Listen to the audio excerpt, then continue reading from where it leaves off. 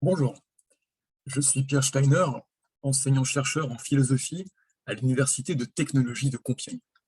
Mon texte s'intitule Un affranchissement ordinaire, le pragmatisme entre métaphysique et science. Le pragmatisme est une tradition philosophique qui apparaît aux États-Unis à la fin du XIXe siècle. Cette tradition, toujours vivante aujourd'hui, comprend des auteurs comme Charles Sanders Peirce, William James, John Dewey, Hilary Putnam ou Richard Rorty.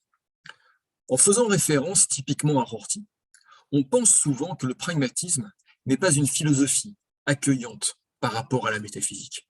Ce serait une philosophie critique du projet de la métaphysique, post-métaphysique, voire anti-métaphysique. Mon texte nuance fortement ce jugement, en complexifiant, en introduction, la position de Rorty, mais pas seulement. On peut en effet rappeler que le fondateur du pragmatisme, Charles Sanders Peirce, était un grand métaphysicien. Mais dans ce texte, je ne parle pas de Peirce, mais d'autres pragmatistes, classiques et contemporains. Certains pragmatistes, comme Hilary Putnam, ont avant tout critiqué une certaine conception de la métaphysique, absolutiste, fondationnelle, naturaliste. Ils n'ont pas rejeté l'utilité, voire le caractère inévitable d'autres façons de pratiquer la métaphysique.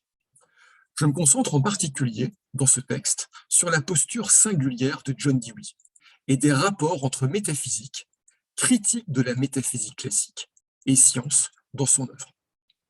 Son pragmatisme s'est en effet caractérisé par une prise en compte originale de certains aspects de la méthode scientifique, comme le faillibilisme ou l'expérimentalisme, pour dépasser un ensemble de dualismes philosophiques classiques, dont le dualisme entre corps et esprit.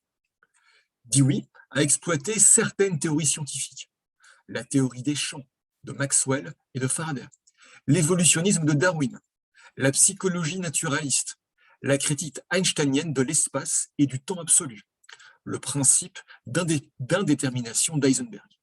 Il les exploite pour récuser l'essentialisme, le substantialisme, le fixisme et le réalisme de la métaphysique classique, et plus généralement ce qu'il appelait la quête de la certitude, propre à la philosophie moderne.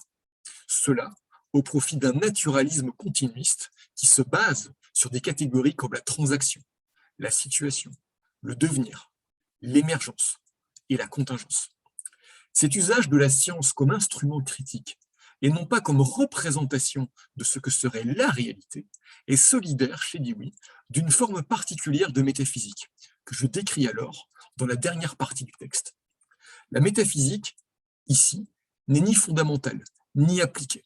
Elle ne dit pas ce qu'il y a, ce que seraient de façon absolue les situations, l'émergence ou les transactions. Elle décrit plutôt de l'intérieur nos pratiques et structures conceptuelles, dans leurs origines, leur rôle et leurs conséquences dans le tissu de l'expérience, afin notamment de dégager leurs enjeux et leurs significations par rapport au conflit de valeurs. La métaphysique est impliquée. Cette démarche d'explicitation prend en effet place dans le cours de l'expérience.